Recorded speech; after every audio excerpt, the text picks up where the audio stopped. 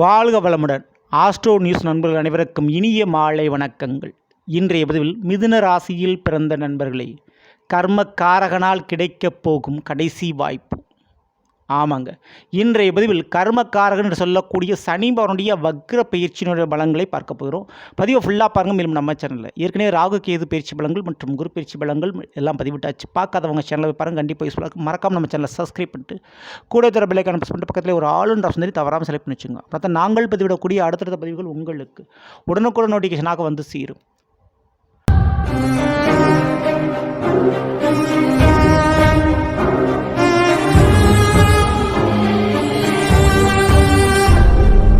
மிதுன ராசியில் பிறந்த நண்பர்களே, மிதுன ராசிக்கு 10ஆம் வீடு மீனம், மீனத்தில் அமர்ந்திருக்கக்கூடிய சனி பகவான்.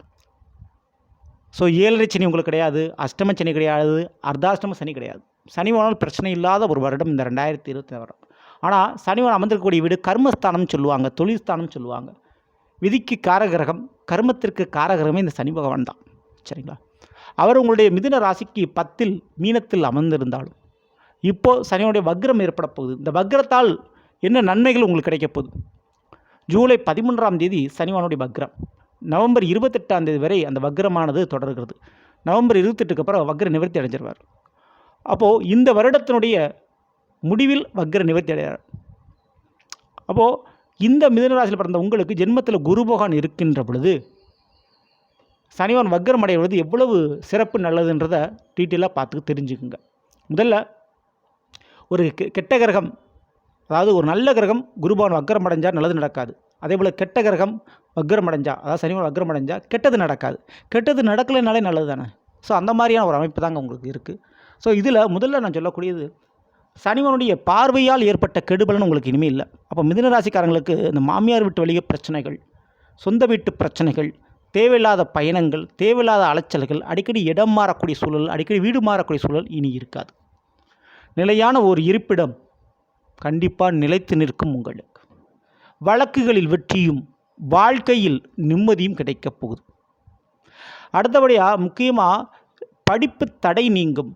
படிப்பில் பட்டம் கண்டிப்பாக வாங்குவீர்கள். கையில் வித்தையை வச்சுக்கிட்டு அதை வெளிப்படுத்துவதற்கான சரியான வாய்ப்பு மேடை கிடைக்காம போச்சு. கலைத்துறையில் சாதிக்கக்கூடிய வாய்ப்பு உங்களுக்கு கிடைக்கும்.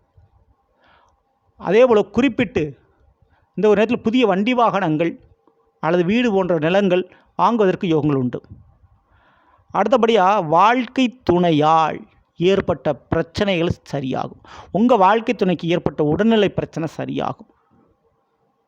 வாழ்க்கை துணையால் இழந்த நிம்மதி மீண்டும் உங்களுக்கு கிடைக்கும். ஓகேங்களா? மேலும் குடும்பத்தில் தேவையில்லாத மருத்துவ செலவுகள் இருந்து கொண்டிருந்துச்சு. அப்படிப்பட்ட அந்த மருத்துவ செலவுக்கு ஒரு முற்றுப்புள்ளி வைக்கப்படும். பரம்பரை தொழில், பூர்வீக தொழில் போன்றவற்றின் மூலமாக ஒரு லாபங்கள் கிடைக்கும். ஏற்கனவே குடும்பத்தில் இருக்கக்கூடிய தொழில்துறையிலோ அவங்க பார்க்க வேலை சம்பந்தப்பட்ட துறைகளிலோ மிதுனராசிக்காரங்களுக்கு ஒரு வேலை தொழில் அமையும். அதேபோல் மிதுனராசிக்காரங்களுக்கு ஏற்கனவே நீங்கள் பார்த்த ஒரு தொழில், வேலை பார்த்த ஒரு கம்பெனிலேருந்து மீண்டும் ஒரு அழைப்புகள் உங்களுக்கு கிடைக்கும். ஸோ அதே போல் தான் பழகிய உறவு, ஏற்கனவே உங்களோடு பிரிந்த உறவு மீண்டும் ஒன்று சேருவதற்கு வாய்ப்புண்டு. அந்த உறவு மீண்டும் உங்களை தேடி வரும். ஸோ இது நடக்க வாய்ப்புண்டு. அப்போ ஆக மொத்தம் இந்த மிதுன ராசிக்காரர்களுக்கு இந்த கர்மக்காரர்களுடைய பலத்தால் கடந்த காலம் இனி எதிர்காலமாக மாறக்கூடிய தருணமாக இருக்குது. சரிங்களா? மறந்து போனது, விட்டு போனது, விலகி போனது இனி உங்களை தேடி வரப்போகிறது.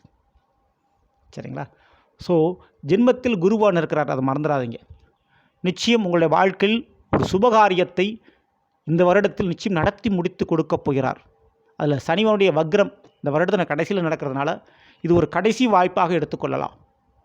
இந்த வருஷத்தினுடைய கடைசி வாய்ப்பு இந்த சனியோட வக்ரத்தின் மூலமாக உங்களுடைய வாழ்க்கையை மாற்றும் மிகப்பெரிய பொன்னான வாய்ப்பாக இருக்கும்.